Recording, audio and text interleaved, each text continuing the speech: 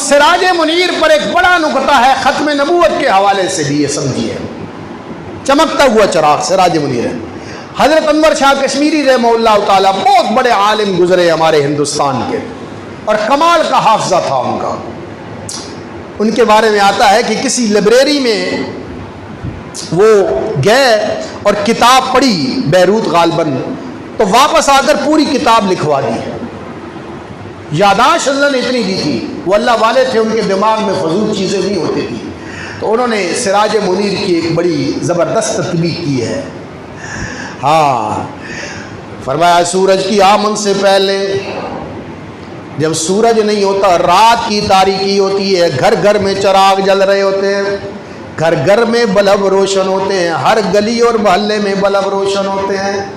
लेकिन जब सूरज निकल आता है तो सारे चिराग बंद, सारे चिराग गुल कर दिए जाते हैं, सारी लाइटें ऑफ कर दी जाती। क्यों?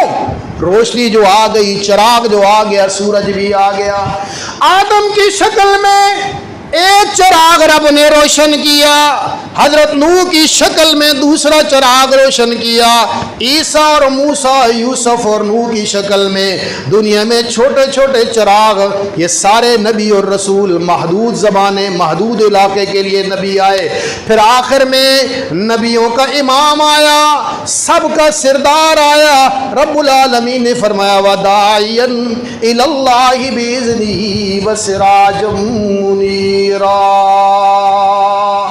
अब वो सिराज मुनीर आ गया है। अब सारे चिराग बुझा दो, अब सारी लाइटें ऑफ कर दो।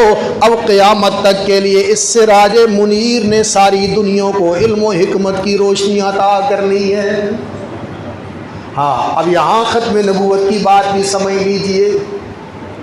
रात को तो कई चिराग जलाते हो, अंधेरा जो होता है, कहीं 100 वाट का बल्ब, कहीं 1000 वाट का बल्ब, लेकिन जब सूरज निकल आए अब किसी और बल्ब और रोशनी की ज़रूरत नहीं रहती।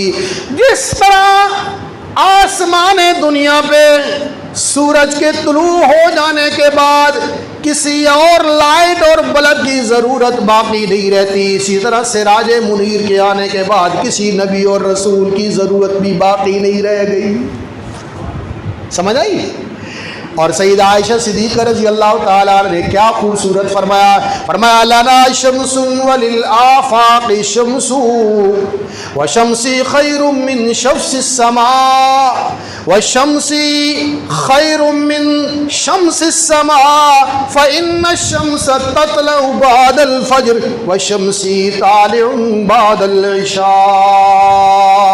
फरमाया एक हमारा सूरज है, एक मेरा महताब है, आमना का लाल मेरा सरताज। लना शम्सुन, एक हमारा सूरज यानी रसूलुल्लाह सल्लल्लाहु अलैहि वसल्लम, लना शम्सुन वलिल आफाक़ शम्सु, एक आसमानों का सूरज है, आफाक का सूरज है। व शम्सी, फिर हजरत ऐसा क्या फरमाती है अम्मी जान, व शम्सी मेरा सूरज, मेरा महताब, मेरा आफताब, खैरुम मिन शम्सिस समा, आसमान के उफक पे चमकने वाले सूरज से आमना का लाल मोहम्मद मुस्तफ़ा मेरा सूरज बेहतर है। क्यों?